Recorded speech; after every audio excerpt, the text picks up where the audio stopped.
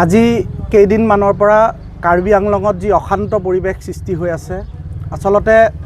কাৰ্বি আংলঙত এই পৰিৱেশটো আমি কেতিয়াও বিচৰা নাছিলোঁ আৰু কাৰ্বি ৰাইজ সঁচাকৈ খুব শান্তিপ্ৰিয় ৰাইজ আৰু খুব শান্তিপ্ৰিয়ভাৱে গণতান্ত্ৰিকভাৱে তেওঁলোকে কাৰ্যসূচী গ্ৰহণ কৰিছিলে আৰু সেই কাৰ্যসূচীটোক আচলতে একাংশ লোকে উত্তেজিত কৰি কাৰ্বি লোকসকলক এটা অশান্তময় পৰিৱেশলৈ ঠেলি দিলে আৰু বৰ্তমান সময়ত যিটো অনাকাংক্ষিতভাৱে যি পৰিৱেশ সৃষ্টি হৈছে,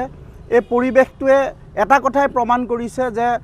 অসমত বৰ্তমান সময়ত থলুৱা জনগোষ্ঠী ৰাইজসকলৰ নিৰাপত্তাহীনতাত ভুগিছে আৰু বৰ্তমান সময়ত কাৰ্বি আংলঙত যি এটা পৰিৱেশ সৃষ্টি হৈছে, অনা অসমীয়াই অনা খিলঞ্জীয়াই বৰ্তমান সময়ত কাৰ্বি গো বেক ধ্বনি দিছে, কাৰ্বি চাইনিজ বুলি কৈছে। এই কথাটো আমি কেতিয়াও সদৌ অসম গৰিয়ামৰীয়া দেশী জাতীয় পৰিষদে সহ্য কৰিব পৰা নাই। আমি কাৰ্বি আংলঙত বৰ্তমান সময়ত আমি ডিজিপিক দেখা পাইছোঁ। ডিজিপি গৰাকীয়ে খুব ভদ্ৰ সহকাৰে তেওঁ কাৰ্বি ৰাইজসকলক শান্ত কৰাৰ এক ব্যৱস্থা গ্ৰহণ কৰিছে আৰু এই কথাটো আমি স্বীকাৰ কৰিছোঁ যে